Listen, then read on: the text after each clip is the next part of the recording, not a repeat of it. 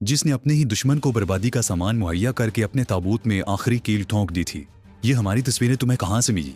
कमरे में दाखिल होते ही इमरान ने जैसे ही 5 तस्वीरें मेज पर रखी, शुएब ने लपक कर जल्दी से उठाते हुए कहा, आज ही माँ बदौलत को असाइनमेंट दिया गया है कि उन 5 नामी ग्रामी दहशतगर्दों को गिरफ्तार करके जिंदा या मुर्दा हालत में पेश करो और मुंह मांगा इनाम हासिल करो।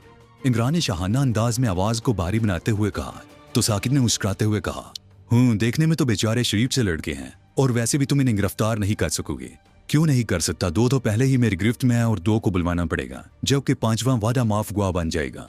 इमरान ने आंख मारकर हंसते हुए कहा तो शुएब सख्त लहजे में बोला, बराए मेहरबानी संजीदा हो जाओ और काम की बात करो, क्योंकि दीवारों के भी कान होते हैं। इस तरह का मजाक हमारे लिए नुकसानदेह हो सकता है। अब ये बताओ कि तुम्हें काम क्या दिया गया है? ओके के माफी दीजिए, दरअसल वो लोग गुरेला फाइटर्स पर हाथ डालने में नाकाम होने के बाद अब चाहते हैं कि मैं नेट के जरिए उन्हें तलाश करूं और फिर उनकी निशानदही होते ही उन्हें गिरफ्तार कर लिया जाए।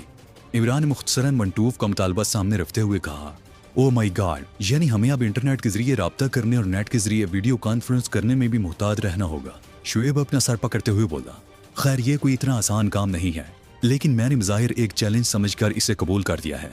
और दूसरी बात यह है कि मंटूफ और दीगर जिम्मेदारान को इत्मीनान में लेने और अपनी कुर्सी को मजबूत रखने के लिए जरूरी है कि मैं इस सिलसिले में कुछ पेशरफ दिखाऊं। जिसके लिए क्या मतलब? तुम हम में से किसी की निशानदही करके अपनी पेशरफ दिखाना चाहते हो? हमें तुमने बेवकूफ समझ रखा है। साकिब ने इमरान की बात काटते हुए फौरन जवाबी हमला कर डाला, तो शुएब ने साकिब को डांटा और बोला, जरा सबर, एलेक की बात सुन लो, फिर तबसरे भी करते रहना। ये बात काट कर बोलना मुनासिब नहीं है। हाँ एलेक, तो वो पेशरफ्त क्या हो सकती है? मेरा ख्याल है मैं वकास का पुराना वाला आईडी ढूंढ निकालने का ड्रामा करूंगा और वकास को किसी नेट कैफे में बिठा कर तरकीब समझा दूंगा। मेरी इतला पर ब्लैक वाटर वहां छापा मारेगी, जबकि वकास वहां से फरार हो चुका होगा। इस तरह मेरी नाम नहाद कारकर्दगी से वो मुझ पर भरोसा करेंगे, फिर मुझे मास्टर प्लान वाली फाइल तलाश करने में आसानी हो जाएगी। इमरान बड़ी दूर की कोड़ी लाया था, लेकिन इसमें 2 खतरात भी हैं। पहला यह कि टाइमिंग आउट हुई तो वकास की जान खतरे में पड़ सकती है। दूसरा यह कि वो तुम पर भी शक कर सकते हैं कि कहीं तुम गुरेला फाइटर्स के साथ तो नहीं मिले हुए हो, क्योंकि इतनी जल्दी और इतनी आसानी से वकास को ट्रेस करना तुम्हें मशकूक बना सकता है। शुएब ने कुछ सोचते हुए अपने खदशात जाहिर किए तो इमरान बोला, आपकी बात बिल्कुल बजा है, लेकिन अगर हम बेहतरीन टाइमिंग के साथ प्लानिंग कर ली तो कम से कम आधा घंटा कबल हम वकास को वहां से हटा सकते हैं। और जहां तक दूसरे खतरे का मामला है वो आप मुझ पर छोड़ दी। मैं उन बेवकूफ के बच्चों को इस तरह घुमाऊंगा कि उनको अपनी नानी याद आ जाएगी। इमरान ने गुस्से में दांत पीसते हुए कहा तो साकिब बोला, तो फिर ठीक है, हम एहतियातन अगले हफ्ते की प्लानिंग कर लेते हैं, ताकि एलिक 1 हफ्ते तक ये जाहिर करता रहे कि वो बहुत सरतोड़ कोशिश कर रहा है, और फिर हम ये कार्रवाई कर डालेंगे और उन्हें शक भी नहीं होगा। ओके, तो फिर अगला हफ्ता तय है। शुएब ने प्रोग्राम फाइनल कर दिया। सर, एक खुशखबरी है आपके लिए। 1 हफ्ते की मुसलसल कोशिश करने के बाद एक दिन दोपहर के खाने के बाद इमरान ने कमांडर मंटूफ को फोन करके सरप्राइज दिया तो वो चहक उठा और बोला, हाँ बोलो मिस्टर एलिक, क्या कोई सुराग मिल गया? यस सर, बस ऐसे ही समझ ले, क्योंकि मैं उनके एक वकास नामी मेंबर को ट्रेस करने की कोशिश कर रहा था और जहां तक मेरा ख्याल है मैंने सही निशाना लगाया है। उसका आईडी है वकास GF5 और वो अब से कोई 2 घंटे बाद दोबारा मुझसे राब्ता करेगा। आपको करना यह है कि न्यूयॉर्क में वाकई डेटाबेस मैनेजमेंट सिस्टम के जरिए सिर्फ उस फर्द की सही सिंत मालूम करें। इस तरह हम उसको पकड़ने में कामयाब हो सकते हैं। इमरान ने जल्दी जल्दी सारी तयशुदा प्लानिंग के मुताबिक कमांडर मंटूफ को सारी सूरत हाल और तरीकाकार समझाते हुए कहा, तो मंटूफ बोला, वेल डन मिस्टर एलेक, मैं बस 1 से 1.5 घंटे में पहुंच जाऊंगा और जैसे ही तुम्हारा इस वकास नामी लड़के से राब्ता बहाल हो उसको मसरूफ रखने की कोशिश करना ताकि हमारे बंदे उसको गिरफ्तार कर सके। मैं अभी पाकिस्तान में फोन करके सबको अलर्ट करता हूँ। Okay, wish you good luck. मंटूफ एक इंतहाई अहम इजलास में शिरकत के लिए वर्जियाना आया हुआ था। इमरान का फोन आते ही फौरन उसने तैयारी पकड़ी और कोई 1 घंटे के अंदर अंदर वो जी वर्ल्ड वाइड के हेडक्वार्टर पहुंच चुका था और इमरान के साथ मिलकर प्लानिंग तरतीब दे रहा था।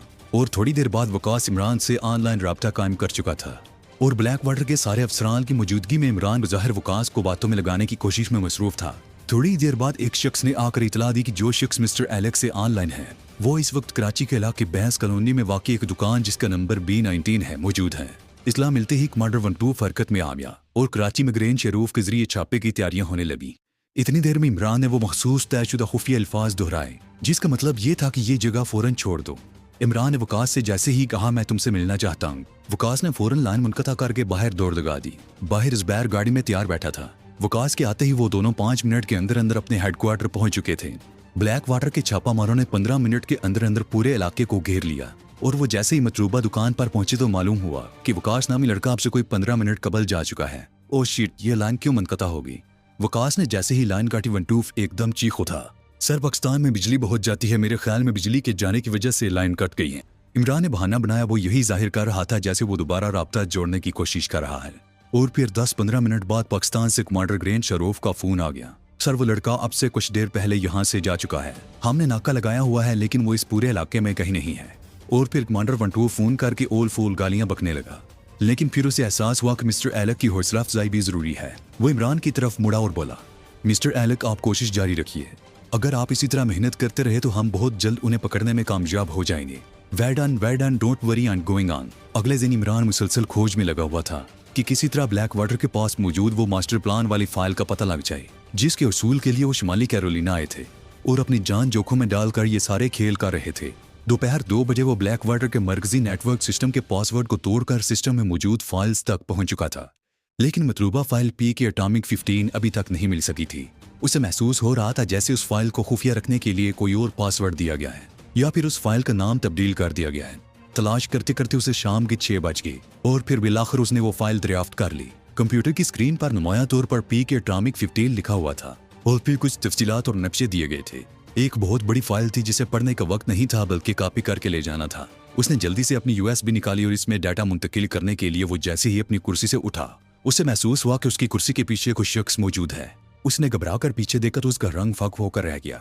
वो रंगे हाथों पकड़ा गया था क्योंकि पीछे कमांडर वंटूफ खामोशी से खड़ा कंप्यूटर की स्क्रीन को घूर रहा था। सर आप कब आए? इमरान ने घबराकर पीछे देखा और कमांडर वंटूफ को देखकर खड़ा हो गया। ये जुमले अदा करते हुए उसका ऊपर का सांस ऊपर और नीचे का नीचे रह गया क्योंकि वो रंगे हाथों पकड़ा गया था।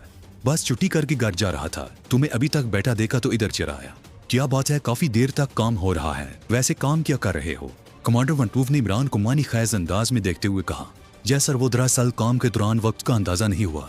सर आप खड़े क्यों हैं, बैठे ना।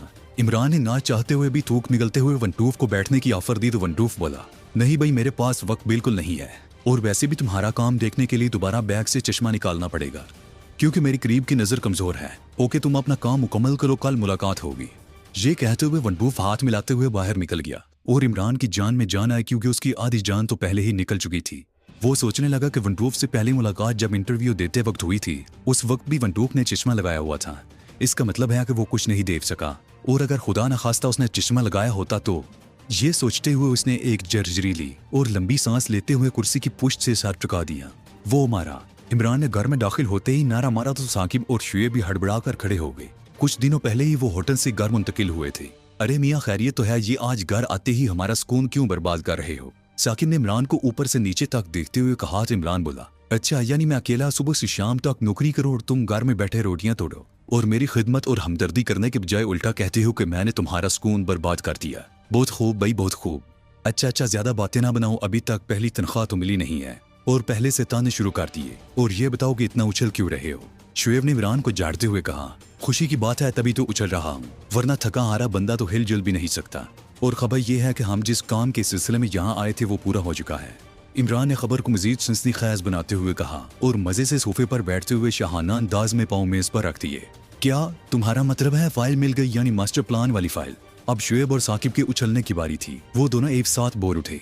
देखा उछल पड़े ना तुम दोनों, इमरान ने हंसते हुए कहा तो साकिब जल्दी से इमरान का बैग उठाकर टटोलते हुए बोला, कहाँ है वो फाइल, जल्दी बताओ यार।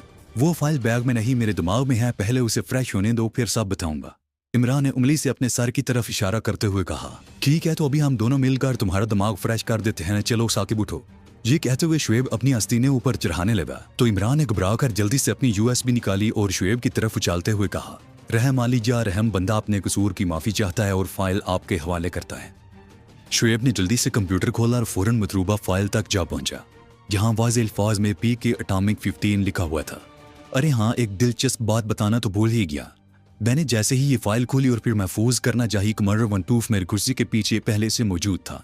इमरान ने आज का दिलचस्प वाकया सुनाते हुए कहा, क्या मतलब, यानी वंटूफ ने ये फाइल देख ली और तुम सही सलामत बच निकली? मैं यकीन नहीं कर सकता।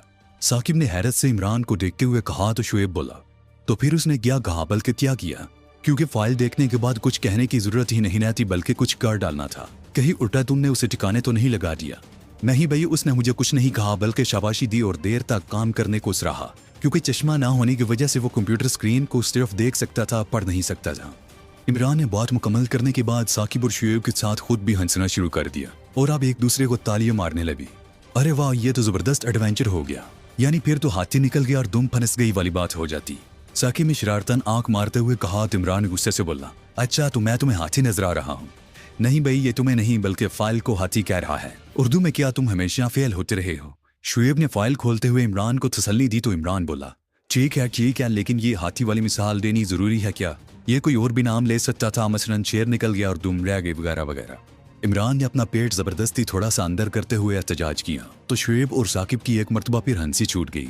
फाइल काफी बड़ी थी, इसीलिए फाइल खुलने और महफूज होने में काफी वक्त लग रहा था और थोड़ी देर बाद ही सब कुछ सामने आ चुका था और शुएब पढ़ रहा था, ओ मेरे खुदा, ये तो नक्शा हमारे एटमी प्लांट का है और नीचे कुछ अहदाफ और हदायत भी हैं कि किस तरह पाकिस्तान के एटमी प्रोग्राम को ना सिर्फ खत्म करना है बल्कि इसके माहिरीन को अंजाम तक पहुंचाना है ताकि आइंदा कोई इसे दोबारा शुरू करने का तस्वुर भी ना कर सके। अरे वाह, ये तो तस्वीर डॉक्टर अब्दुल कदीर खान की है जो एटमी प्रोग्राम के चीफ हैं। इमरान ने दूसरे सफ़े के ऊपर तस्वीर देखते हुए अपने हीरो को पहचान लिया था। हाँ, लेकिन नीचे लिखा है कि ये शख्स हमारे लिए सबसे बड़ा खतरा है, इसे लाजमन रास्ते से हटाना होगा या खतरनाक इल्जामात लगाकर इसकी शख्सियत को मुसख करके और इसे बैनुल अक़वामी मुजरम करार देकर अमेरिका के हवाले करना होगा और बकिया तमाम साइंसदानों को मुंह मांगी कीमत देकर खरीदने की कोशिश की जाए, जो ना माने उसे गायब करवा दिया जाए वगैरह वगैरह।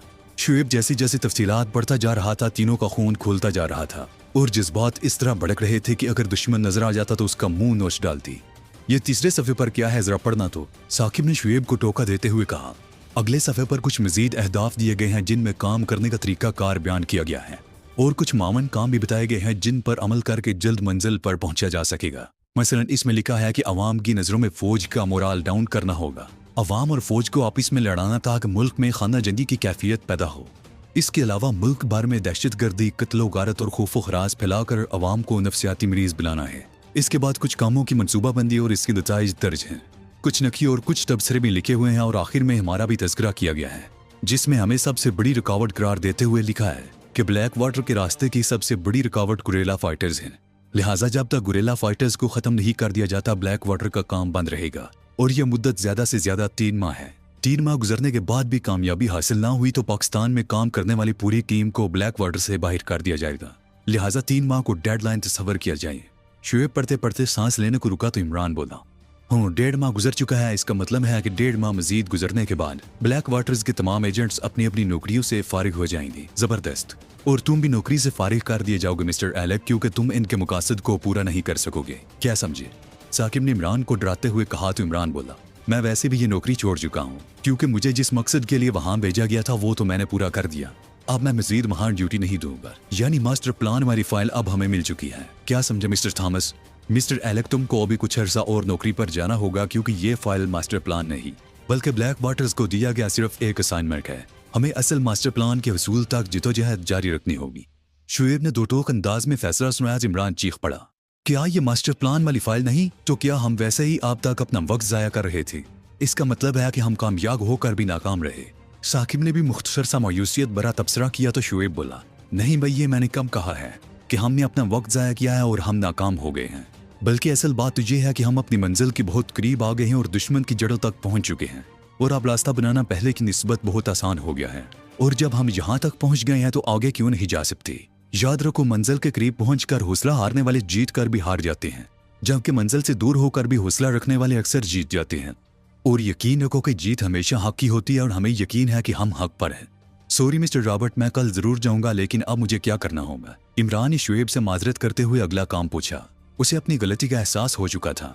तो अब तुम्हें यह मालूम करना है कि ब्लैक वाटर्स को ये असाइनमेंट की सदारे या फर्द ने दिया है, बस यूँ समझ लो कि फिर हमारा काम आसान हो जाएगा और तुम्हें कम अज कम 1 महीने की तनख्वाह भी मिल जाएगी। शुएब ने मुस्कुराकर इमरान का कंधा थपथपाते हुए इसका हौसला बढ़ाते हुए कहा, तो जवाब में इमरान ने भी मुस्कुराते हुए इस बात में सर हिलाया गोया उसने चैलेंज कबूल कर लिया हो। जी मिस्टर वंटूफ, आपका काम कहाँ तक पहुंचा और अब तक क्या कामयाबी हासिल हुई? जी वर्ल्ड वाइड के सरबराह प्रिंस एरियल ने कमांडर वंटूफ से रिपोर्ट तलब करते हुए पूछा। सर, IT माहिरीन की तरफ से ग्रीन सिग्नल मिलते ही हमने कंप्यूटर प्रोग्रामिंग के माहिरीन को इंटरव्यू के लिए तलब किया और हमें एक बहुत जबरदस्त नौजवान एलेक मिल गया जिसने आते ही इंतहाई तेजी से काम शुरू किया और मैं समझता हूँ कि हम जल्द आपको मुकम्मल कामयाबी की खबर पेश करेंगे। कमांडर वंटूफ ने मुख्तसरन रिपोर्ट पेश करते हुए कहा तो प्रिंस एरियल बोला, लेकिन ये मेरे सवाल का आधा जवाब है, पूरा जवाब दीजिए कि अब तक क्या कामयाबी हासिल हुई।